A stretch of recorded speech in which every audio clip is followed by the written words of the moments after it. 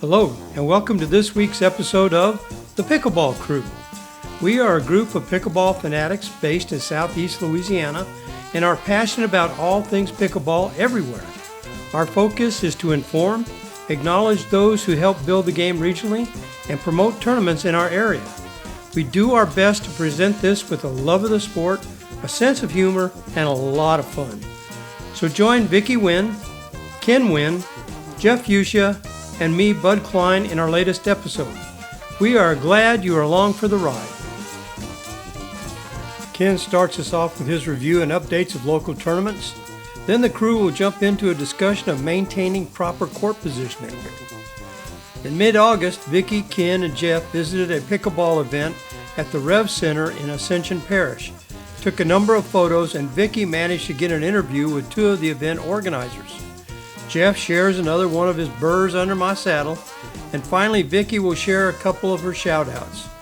Our own Taylor Garcia had an exciting match at a PPA event against the number 2 player in the world, Catherine Parenteau. Catch Catherine's positive comments on Taylor after the match. This should be a really interesting episode, so stay with us to the end. Hey, hello, and welcome to another podcast of the Pickleball Crew. As always, we'll start off with Ken and his tournament reviews. Great, thanks, Bud. Let's start with September. September 16th and 17th is the first annual Slidell Pickleball Association tournament. Terry Lamprez is putting it on at Crossgates. I spoke to her just a couple days ago, and she still has some openings. So if you're interested, email her at Terry, Terri, at crossgatesclub.com. Go ahead and jump in, and it's going to be a fun event. Matter of fact, we're going to try to be out there and do some recording while we're out there. The next weekend, September 23rd and 24th, is the Pelican Park Classic in Mandeville, Louisiana at Pelican Park. It is full. At the time of this recording, they're pulling people off of the wait list to complete brackets. But by the time this episode airs, it'll be full, and we'll just be a little over a week away from that tournament taking place. September 30th, October 1st, for the love of the Y, at the Lamar Tennis Center in Baton Rouge at the YMCA. There is still availability to sign up for this tournament. It's $80 per person, and that gets you 2 events, both men's, women's doubles, or mixed doubles. Registration closes on the 17th of September, so if you want to get in on that one, go ahead and go to pickleballbrackets.com and sign up for that. October 6th, 7th, the Fall Fling 2023. I just spoke to David just within the hour. He has 27 openings left. 200 people are his maximum. So jump on it, print out your application, put it in the mail, be one of those last 27 people. This is a nonprofit. It's going to 2 organizations. They're donating funds to 2 organizations. Also, he recommended go to visitstfrancisvillela.com. That's their new website. It shows accommodation, things to do. I actually think the Angola Rodeo is on the Sunday. So if you're there for the weekend and you finish up, you might be able to go and see the rodeo that same weekend. That's October 6th through 8th, St. Francisville, Louisiana.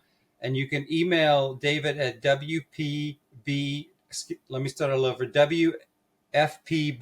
WFPBALL at gmail.com to get more information. October 14th, 15th, Vicksburg. The 2023 Fall Brawl is full. We're looking forward to going to that, experiencing the courts at Halls Ferry Park. October 27th through 29th, Halloween. It's full. Again, we're looking forward to that. That's in Baton Rouge. That's always a great time. Tex and Cindy Morris will be hosting that tournament. November 3rd through 5th is the Louisiana State Games in Monroe. This is a qualifier. All medalists will qualify for the 2024 State Games of America, which is the equivalent of the Nationals in San Diego, California. This, again, you go to pickleballbrackets.com to register. This is not the senior games, it's the state games. So it has all age groups and levels that you can register as. Also, November 2nd through 4th is the 9th annual Tennis and Pickleball Foundation fundraiser. This is the www.raphaelvillage.org. This will be at the City Park Tennis and Pickleball Complex in New Orleans, Louisiana. The patron party will be on Thursday night, November 2nd at the Exchange. Sounds like it's going to be a great time. And you'll get to play on the new pickleball courts at City Park. November 11th, 12th, the Tom Burkhart Magnolia Classic. Registration is open. Again, go to pickleballbrackets.com. Magnolia Classic is putting this tournament on. This is at W.O. Lott Park in Daphne, Alabama. $50 per person. There's over 50 people registered already. This should be a fun weekend. And it's an MMP event, which means it's a medal match plus. So the finals and many of the semifinals will be reffed, or will have a referee. Finally, in December 1st through 3rd, the second annual Boys Ranch Christmas Classic. This year, it's going to be at Fritchie Park Gym in Slidell. Friday will be a social I think it's from 4 to 8:30 or 5 to 8:30. It will be a social. It'll be open play, some food to snack on. You can check in, get your packet. Saturday is gender doubles. Sunday is mixed doubles. As soon as we get a link to an application, we'll make sure we post that. But save the date, December 1st through 3rd. Finally, December 9th and 10th, 1 week later, is the second annual Americana Pickleball Invitational. It's at the Zachary Americana YMCA.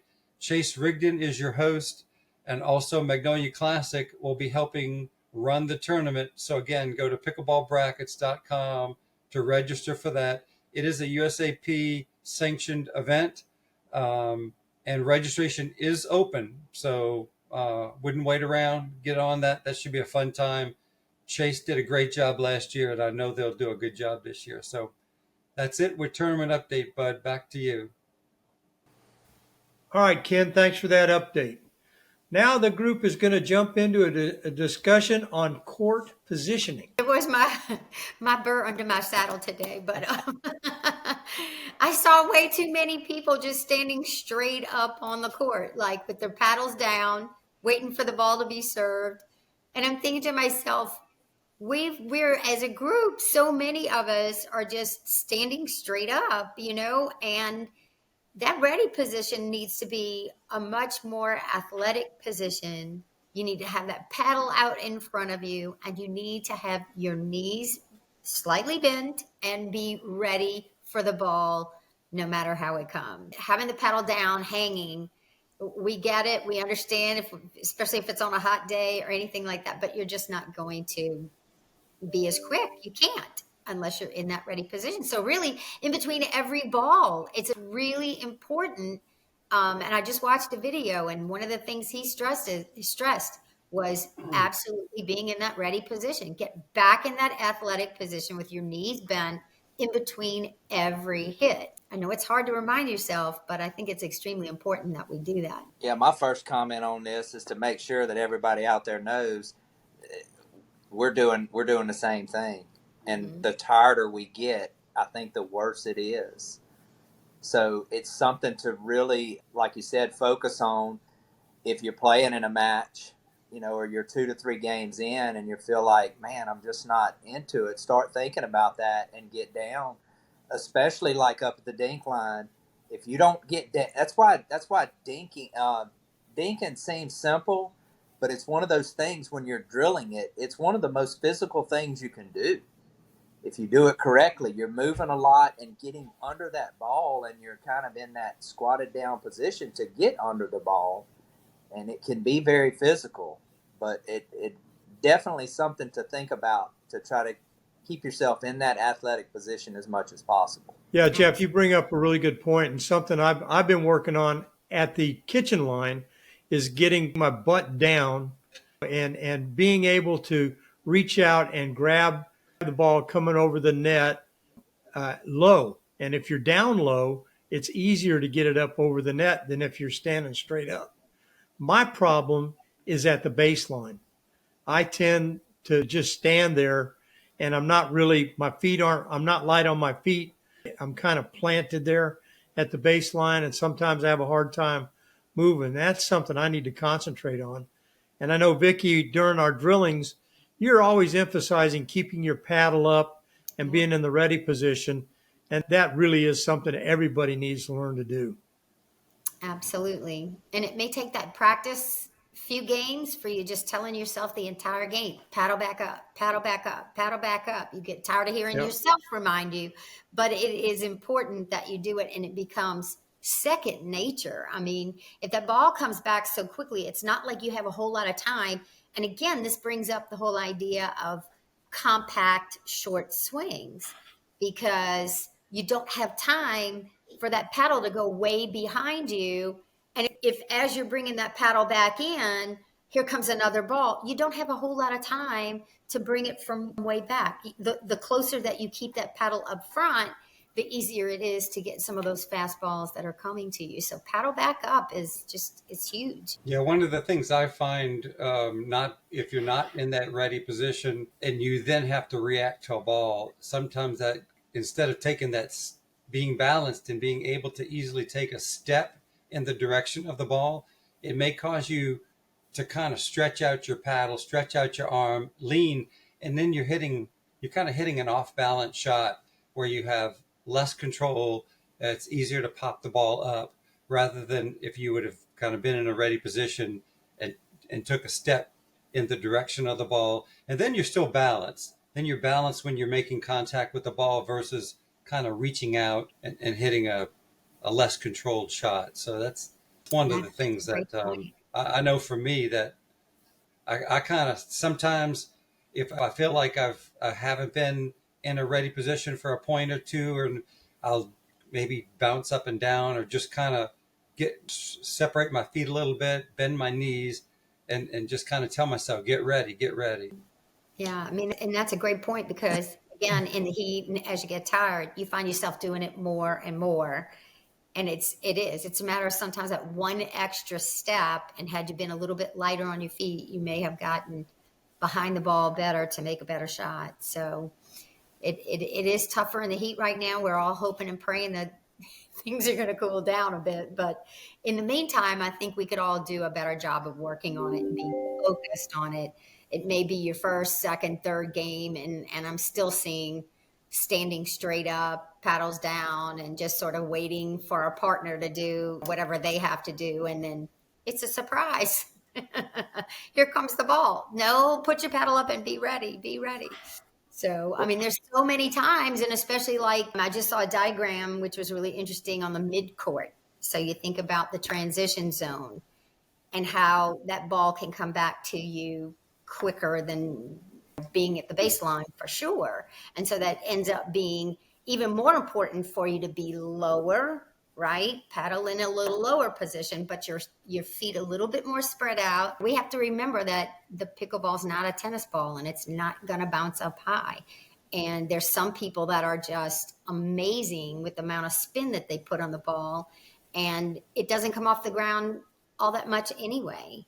So getting low and being ready, and especially in that transition zone, I think it's that much more important to be in an athletic position with bent knees and paddle ready. And the ready position is, as a rally takes place with each shot, you may be improving your positioning for the next ball in anticipation of where the ball's going, whether you're moving in, you're retreating, you're trying to work through the transition, or you're working back and forth in the net at the no volley zone.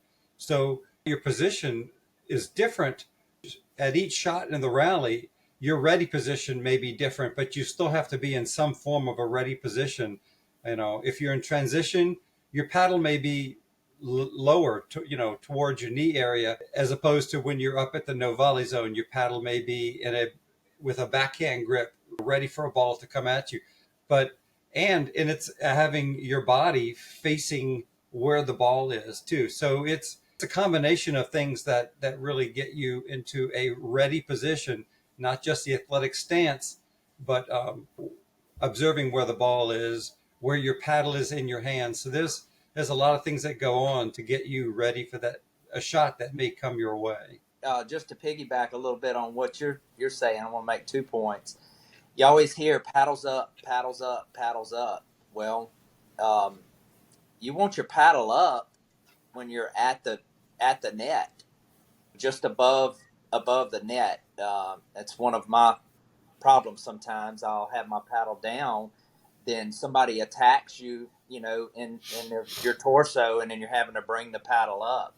So I'm constantly having to work on that. But then as you move back in the transition or back at the baseline, when you're getting attacked, you want to have your paddle down, because more than likely the ball is, I'm talking about shots that are coming downhill at you. If you're not in that good athletic stance and down low and you're standing straight up, they hit it down towards your feet. Now you have to drop down and try to get to that ball, and you're going to be late. So when you're getting attacked back there, you definitely want to be in that athletic stance. If you might, one of my favorite pros to watch is Simone Jardim. She is like a crab sprawled out down low. Now, be hard to get as low as she gets, but again, we can emulate what she's doing. She's a perfect one to watch. She's great all around, but she's great defensively because of how low she gets back there. And again, like you said a while ago, Bud, getting under that ball to try to lift it to get it back over the net instead of being late. Yeah, there's a gal that plays out at Pelican Park. Her name's Michelle. But she is always, her knees are always bent. She's almost sitting, and her paddle is always out in front of her. And anywhere she moves on the court, she winds up in that position every time. So she's ready. She's constantly always ready. Yeah. Like I said, I don't know her last name, but she would be a textbook video on how to be in the proper stance all the time. Yeah. And I think you guys have stressed in the past, and just to kind of bring it back up, though, that when the ball hits on the other side, that no matter where you are on the court, as the person's getting ready to hit or whatever, you especially want to be standing still in that ready position. Just going to say that. Mm-hmm. Especially when you're coming in and the ball's coming at you and you're in the transition zone. Mm-hmm. You need to stop. I've learned you can't hit the ball consistently and effectively if you keep running into a ball coming into the transition zone. You have to stop. Yeah, that's a great point, Bud. Go ahead, Jeff. If you split step and get into that position quicker than what you think, this was a point of emphasis for me, still is, but really was about 5 to 6 months ago. I knew in my head to split step, but for some reason I felt late. And the problem was I was split stepping about the time they're contacting the ball. You got to split step as they're fixing to hit the ball, drawing back, get set, and get your body ready because it's coming. If not, you'll be late. And once I started focusing on that, it kind of helped me to get ready a little bit more. One of the points he made in the little diagram is balanced and stable. And again, it brings up that if you're running through a shot or you're leaning or whatever to get it, you really may not be as balanced or as stable. And again, that stresses whether or not, if you're always in that, making that mistake, that non-dominant arm can really help balance you. Putting it out, do the things that you need to do, put it out, bend down lower, bend your knees, and have your paddle ready. I think you're going to have a better chance at hitting the ball or doing better with the ball than if you're caught off guard, you're standing up straight, or running through the shot. So that balanced and stable is a really good point as well. Yeah, I just got to thinking today, anytime I was moving, I was always on the defense. And anytime I got myself planted. Then I could be more on the offense. So that's a good, yeah. I mean, thinking about it again, when you're on the run, you're usually going to make a defensive shot and not an offensive shot. Well, Good Bud, point. you just reminded me with what you said. There's so many times, y'all, on the pickleball court during a point where you can move really quickly to the ball, and then we call it going into that pause where you're getting in that nice, stable, athletic position before you execute your shot. All of us sometimes rush shots. I think if you'll tell yourself, hey, I got more time. Now, look, sometimes you don't have time. You're in a hands battle. Of course, you don't have time. But there are, if you watch and think about this, there's a lot of times within a point where you got plenty of time. If you move there quickly, get in that nice athletic spot and try to catch that ball off of your front knees in the right spot and execute your shot after that pause, it can really help upgrade the quality of your shots by doing that. That's a good point too. Yep. No doubt. I have Yeah, and watched Bud, out. you brought up. Go ahead, Vicki. I was just going to say, I've watched out for that a bit, and it does surprise you because everybody kept saying that you're going to be surprised. You will have the time. You will have the time. And it really has surprised me. You do have more time than you think you do. Right. Oh, yeah. The more I play, it amazes me thinking back 6 months, a year ago, how hurried I was in making a shot. Mm-hmm. And now it just seems like sometimes the ball comes over the net, even at a good pace, but it just seems like it's almost in slow motion.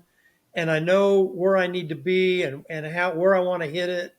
And to me, that's just experience. And drilling. I think Yeah. drilling really, really helps you learn to slow down and see the ball and put the ball where you want it. No doubt. Even on, if you pay attention, you'll see this a lot too. And if you see somebody doing it, you can help them with it on thirds, where it's a ball that's coming and it bounces and the person is trying to execute the third. If you'll pause and let that ball get to the arc, the height where it's fixing to start going back down, now it's like it's sitting up on a tee. I see people rush that shot and they're trying to hit that third while the ball is still rising. That's a much more difficult third. If you let that ball go to its arc and then just pause for just that split second, now it's like hitting off a tee, and it's a lot easier third. Again, that's a moving to the spot quickly, get in that athletic position. Remember, you got time, pause, and then execute your shot. If you're having trouble with thirds, that might be some problems. One of the problems that somebody's having out there is rushing it too much. Ken, I And think Bud, you one thing you said earlier about running while your opponent's hitting, being in athletic or ready position is not just that you're standing straight up or your paddle's not ready. If you're moving, you can't be in an athletic position. And all your opponent has to do is, if you're still moving, is hit the ball one step away from you. And that's hard running through a shot to try to make contact with a shot. So that's a good point you made, as far as you've got to, being in a ready position it's making sure you're not trying to run through while your opponent's hitting the ball. So that's a good point. absolutely. And I think that these are things we could all work on. It's, we're especially in the heat, like we say, when we get tired, you see everybody kind of falling back on bad habits a little bit. So maybe we can all work and remind each other. And when we're out there playing, and ready position, split step, ready position, split step, that repetition is what's going to make it work for us. I'll tell you, in rec play, and I noticed it today, and with myself and others, if there's one thing that one small thing that most people at rec play could change, it's they're still running or moving while their opponent's trying to hit the shot instead of being in that ready position. It's hard to hit a shot while you're moving, especially because you're not always moving in the direction of where the ball is going to be coming back to you. So, And I've heard this, the thing that you tell yourself, hurry up and slow down. So like Jeff said, it's kind of hurry up, get there, but slow down when you're getting Yep. ready to execute. So I know people who repeat in their heads, hurry up, slow down, hurry up, slow down. So Well, if you Yeah. hurry up, get in position, then you've got time to make the shot. All right, crew, that was a good discussion on being in a ready position. And now, Vicki, I think a couple of weeks ago, you and the rest of the crew were in Ascension Parish, and you got to interview a couple of their organizers. that's right. We got to talk to Lissa Gaffney and Candace Venable, who organize play over there in Ascension Parish. And we learned so much more from talking to them about the efforts that they have had to take to get play, how many places they do have available to play, and the transitions that they're going through. They've got some really good turnout on their Tuesday nights. And so we agreed to go on a Tuesday night and go see what's happening. So just before we get into the interview, what was Ken and Jeff, what were your impressions? Go ahead, Jeff. My first impression was how many people they had and how many courts they had. We were stacking paddles, and how many courts were there, Ken? 12, 16? 14, 16. It was 14 the courts, and they're stacking on a Tuesday night? Yes, sir. Wow.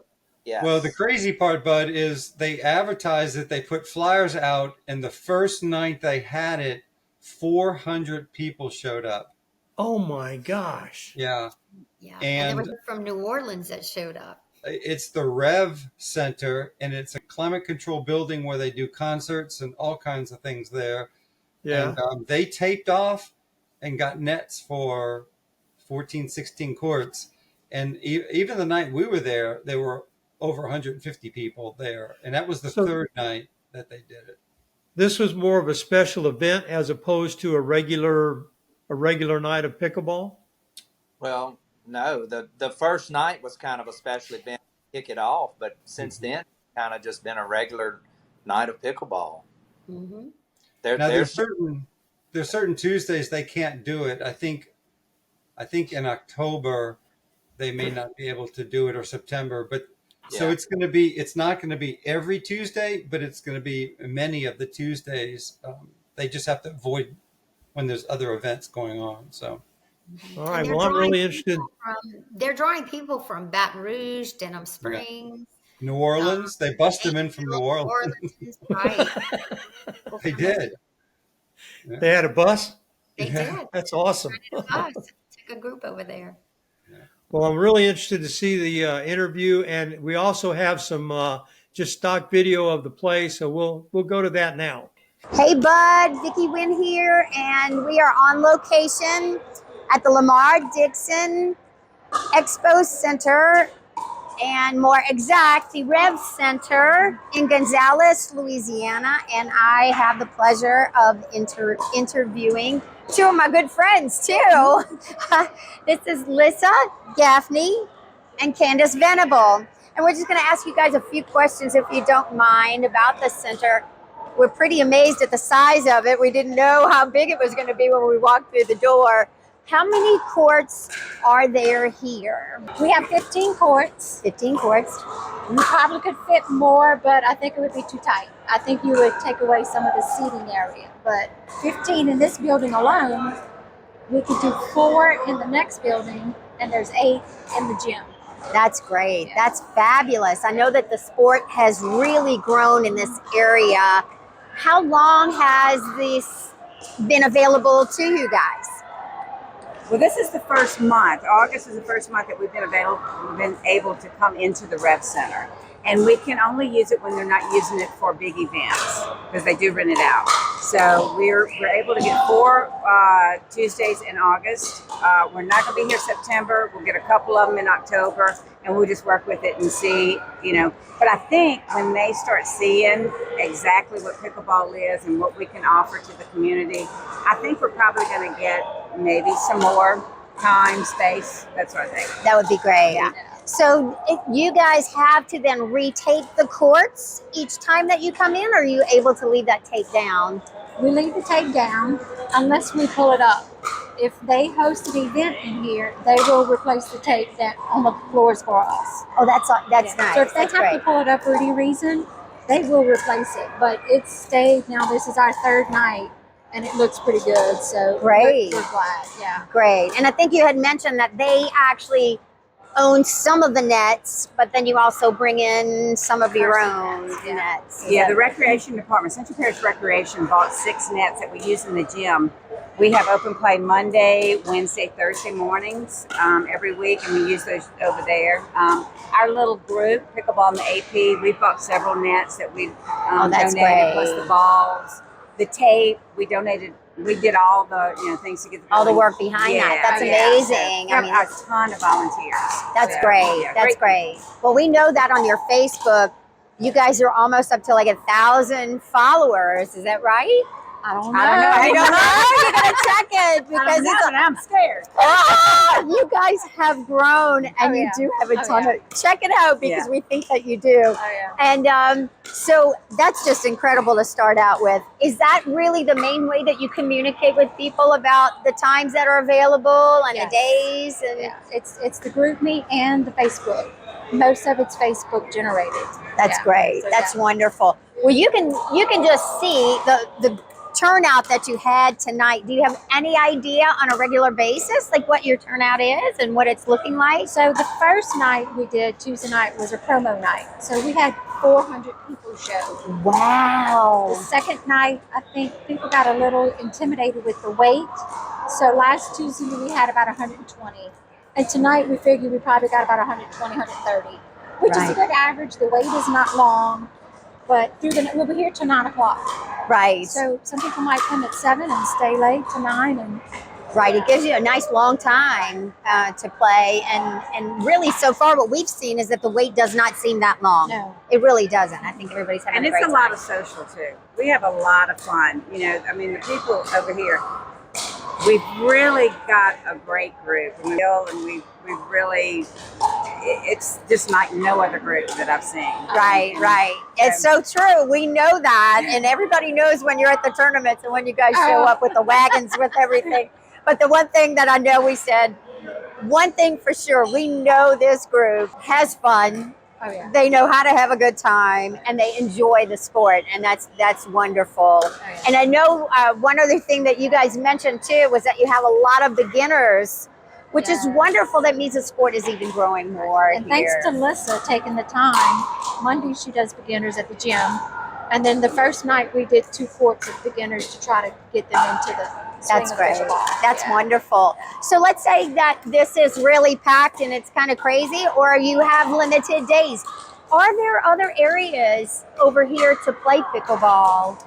Gyms or this playground site itself could generate probably a total of maybe 40 courts, but we have to get that worked out as we go and get with the rec committee and get with the Rev Center and work out the details of where they want to go with it. Right. You know, I don't know if we mentioned, but they have concessions. Don't forget the concessions. The Ascension Recreation Department has also painted pickleball lines on several of the tennis courts throughout the parish. That's so wonderful. Most of the tennis courts are dual purpose. So we have Duplessis, people go out and play. Gonzales City has tennis courts that we've used the practice ball, put 4 courts out there. So we do have outdoor courts as well. That's great. That's wonderful. Well, we know you guys have done a great job with helping to grow pickleball in Ascension Parish. I mean, this has just been amazing to watch the growth and watch your crew get bigger and bigger. We just love seeing you guys at all of the tournaments. Well, thank y'all for your support. I thank y'all for coming out tonight. Yes. So we're happy to be here, and we appreciate your time and sharing, the story here. I'm sure you guys can see how big this place is and how many people it holds, and everybody's having a wonderful time, and it's really good to see. Yeah, so people like y'all who support and spread the word. Absolutely. So when are you guys planning a tournament? When's our next one? October. Playing in a tournament? No, planning a Playing. tournament. They project next year sometime. Next year Yeah, sometime. yeah. We're looking forward to All it. right, awesome. Let us know when we'll get it on there, okay? All right. Thank you so much for being Thank with us y'all. and spending the Yeah. time. Appreciate it. All righty, Bud, back to you. All right, well, that's the news from Ascension Parish. That was really interesting. And now it's time for Burr Under My Saddle or Paddle with Jeff. You're a burr under my saddle. You're a thorn sticking in my side. Yeah, Burr under my paddle. Y'all let me say that last week at my expense. Bud did not edit that out. I don't know where that came from, but it inspired this week's Burr under my paddle. And I'm included in this. We are all included in this. I think you'll find this funny. All of us have seen where we hit a shot, it flubs off of our paddle, and we turn down and we look at the paddle. What are we looking for? Are we looking for a splintered paddle or a splinter or a burr in the paddle? People, it's not the paddle. It's not the paddle. It's all of us that are hanging on to the paddle. So what I want everybody to do, get a little mirror, put it in your pocket. When you mess one of those shots up, get your mirror, look into your mirror, and you will see what the problem was. And that is There you go. Burr under my paddle. That was good, Jeff. I like that. That is so true, though. It really is. I mean, every time I hit a bad shot, I look at my paddle. Yeah, you see the pros do it. I watch the pros. It's funny. It's like, what happened there? Yeah. And I like them. You could actually attach a mirror to your paddle. You just turn it over. That's my next shot I'm adding to my clunker drills. All right. Vicki, got any shout outs this week?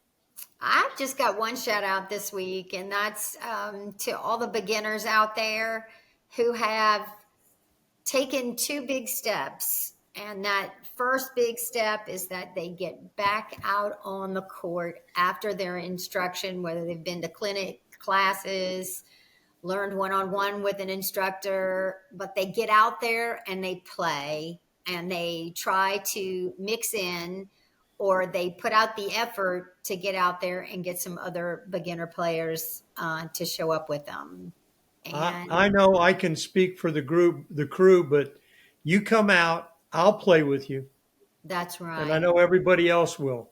The only way you're going to get better is to come out and mix it up. We've all been there. We were all beginners at one time. And I'm always willing to play with anybody. That's right. It's the only way your game is going to grow and change and get better. Absolutely. Yep. And the second thing is that we've noticed a real trend too with a lot of the beginners, the new beginners, just over the last several months. They're taking the step to sign up for tournaments, and they're getting in there on the 2-5 division, 3-0, 2-5, 2-0, 2-5, 3-0 divisions, wherever they think they fit best. They're challenging themselves and getting out there and signing up and playing in tournaments and having a great time. Tournament play is fun. Yeah, just wanted to say kudos to them. Kudos to the ones out there that are putting the effort into it. We know they're loving the game, and we're all happy to see that. Hey, Bud. I know that we did our taping of our podcast yesterday, but I've got one extra shout out to share. The shout out doesn't come from me, though. It comes from one of the top pickleball players in the world. And it's Catherine Parenteau. She had nothing but nice things to say about Taylor Garcia. We got a video. Go ahead, let it roll, Bud. Well, Catherine Garcia really came out firing in game one, able to push you to 10-12 in game one. Did anything about her game surprise you? Yeah, I mean, she has a big serve, big forehand, and she can play some cat and mouse. So we had some cat and mouse, rally going on. It was kind of a really fun match. She's going to be really good. She's already super good, but I'm excited to see her playing more PPAs. it seems like Garcia is really getting a little bit more comfortable, still not quite certain at the net. Were you working to try to pull her forward and see what skills she had up in the front? Yeah, I thought like I had a little bit of an advantage there just because I have a little bit more experience. I believe she's brand new to the sport. She's only been playing for a few months. So yeah, I wanted for sure to get to play some cat and mouse because I've been playing a little bit longer than her.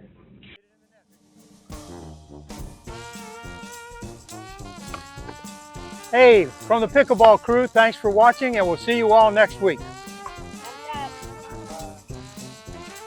Be sure to leave any comments and please like and subscribe to our channel. Thanks again.